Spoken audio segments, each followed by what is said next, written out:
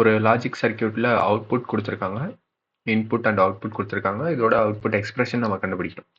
So இது வந்து நிறைய விதத்தில் சால்வ் பண்ணலாம். சிம்பிளஸ்ட் வே என்னன்னா ஆப்ஷன் எடுத்து செக் பண்ணுறது தான், ஒவ்வொரு ஆப்ஷனை செக் பண்ணுறது. ஸோ ஃபர்ஸ்ட் ஆப்ஷன் எடுத்துப்போம். ஃபர்ஸ்ட் ஆப்ஷன் என்ன, A and B plus A bar. Okay, so இது ஏ பார் இருக்கிறதுனால நம்ம கொஞ்சம் ஈஸியாக கூட செக் பண்ணலாம். இல்லை எல்லாமே சப்ஸ்டியூட் பண்ணியே பண்ணுவோம் இனிஷியலாக. ஸோ இங்கே வந்து ஃபஸ்ட்டு செட் ஆஃப் இன்புட் எடுத்துப்போம். 0 0 இருக்குது, ஏவும் 0 பியும் 0. ஸோ இங்கே 0 and 0 plus 0 bar, 0 bar 1.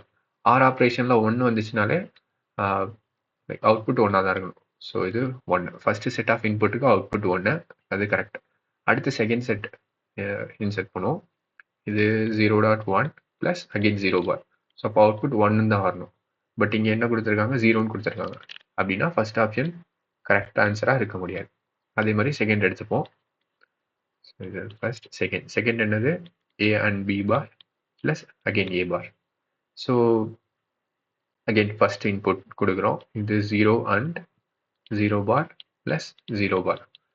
So 1 தான் வரும், பிரச்சனை இல்லை. அடுத்தது செகண்ட் இன்புட் தரோம். இது 0 அண்ட் 1 பார் ப்ளஸ் 0 பார்.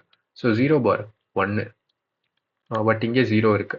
இப்போ இது பாசிபிள் கிடையாது. ஏ பார் ஏ வந்து 0வா இருக்கும்போது ஏ பார் 1ன்னு வரும். இது ஆர் ஆப்ரேஷனில் இருக்கிறதுனால அவுட்புட் கண்டிப்பாக 1 தான் வரணும். ஆனால் இங்கே 0 கொடுத்துருக்காங்க. அப்போது இந்த செகண்டும் கரெக்ட் இல்லை. அடுத்தது தேர்ட் ஒன் எடுத்துப்போம். இது பி பார்னு இருக்கு, சிம்பிளி காம்ப்ளிமெண்ட் ஆஃப் பி. அப்போது பி வந்து 0வா இருக்கும்போது அவுட்புட் 1ஆக இருக்கு, பி காம்ப்ளிமெண்ட். அடுத்து இங்கே பி 1ன்னு இருக்கும்போது அவுட்புட் 0வா இருக்கு, அது பி காம்ப்ளிமெண்ட். அதே மாதிரி 0 1 1 0. அப்போ சிம்பிளி நம்ம y ஈக்குவல் டு பி பார்னு எழுதிடலாம்.